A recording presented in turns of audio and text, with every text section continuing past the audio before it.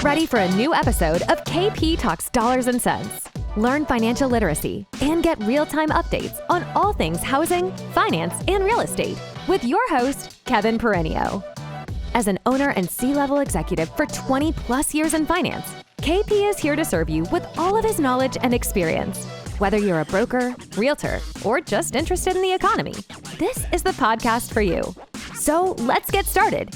Here's your host, Kevin Perenio. Hey, it's KP live from Manhattan. Look who I found. Logan Motoshami, Sarah Wheeler. I love y'all. Love you too. Y'all are so good. This is going to be my LinkedIn video. This is my LinkedIn video. I love y'all. Y'all be good. Okay? Cheers. We are live at the ICE Mortgage Technology Happy Hour. Okay, this is pretty good. We've got a sunset over here. That's Hudson River. Hudson River sunset. Oh, I can't zoom in, zoom out. You're not supposed to stare in the sun, but we're doing it. And as you all know, ICE, which is Intercontinental Exchange, I think it's like a $64 billion cap company last time I checked. I apologize for the wind. It's a little windy, so maybe I should get my earbuds. Here, I'll go over here. By the way, we're having a Manhattan and Manhattan.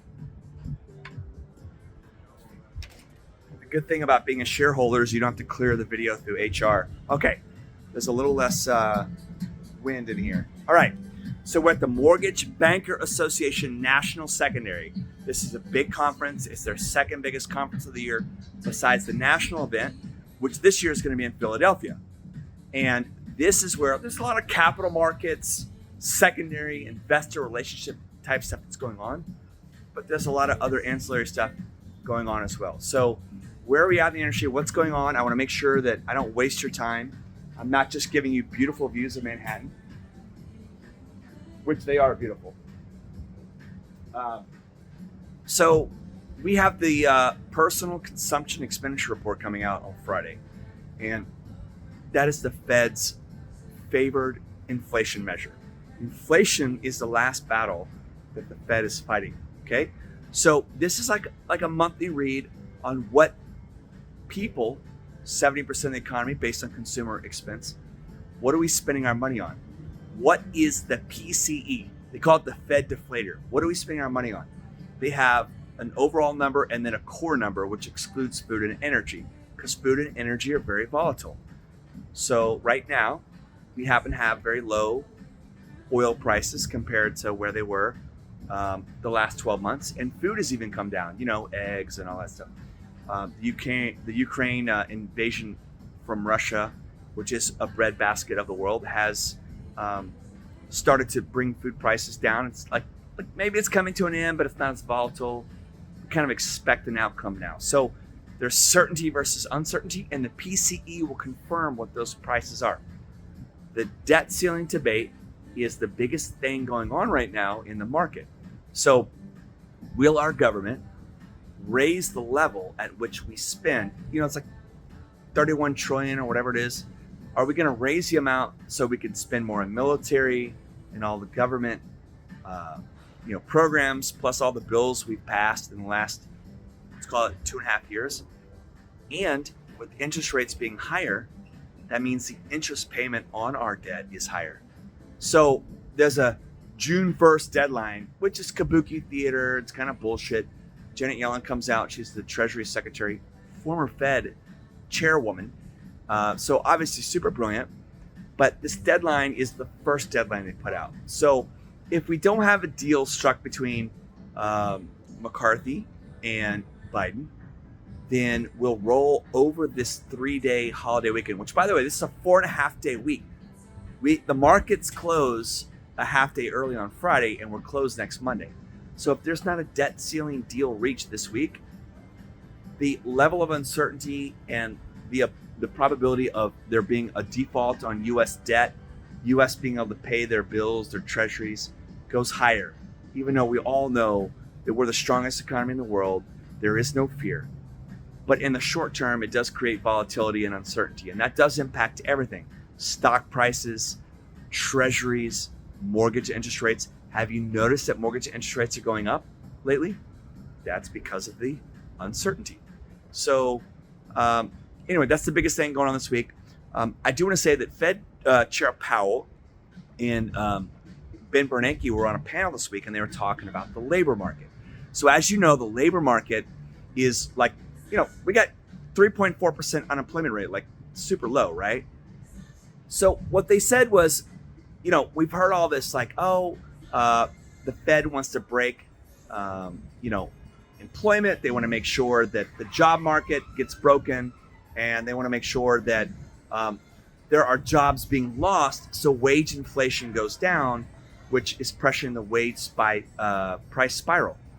So they said, well, you know what? We're not going by old metrics. We're not going by just employment rate. We're not trying to just get to a 4% or 4.5%, 200,000 net jobs lost every month. They're saying they're looking at other metrics, job quits, labor participation rate. So I'll give you some stats here. About a year ago, for every unemployed person, there were 2 jobs open. Well, now the number is 1.6. They are now viewing that as an improvement. There are less job quits as well. So the reason is, why are they? Oh, watch this. Hey, can you leave those two? Leave those 2 right there. Yep, thank you. Yep, thank you. Sorry. Don't want them to throw them in Manhattan. Thank you. All right, so we're multitasking. All right, so the labor participation rate for prime labor participants is at the highest level since 2008. 83.8% of people aged 25 to 54 are working in this country right now. So how are we going to break this labor market when everybody's working? We don't have enough laborers for the jobs that we have, which is crazy to think about. So the Fed has to fight inflation and jobs in a different manner, and they expressed that this week. So I thought that was an interesting topic. All right, now I'm going to go way out of bounds. I am not responsible for your losses, only your profits. I am not a financial advisor. I don't know shit about stocks, but Meta, Facebook, 11 years ago they went public. They made $32 million the year prior to going public. Right now, they make $32 million every 10 hours. So technology is very deflationary. It will help us all solve more problems. It doesn't eliminate jobs. I mean, think about all the tech that's been developed in the last 11 years, and we still have 1.6 jobs open for every person that's unemployed. So we're going to wait and see. We're going to watch the economy. We're going to have fun here in New York. And let me give you one more windy view. They didn't take my drink. Here we go. Because you guys don't hear my bullshit. You want to watch the scenery. Look at that.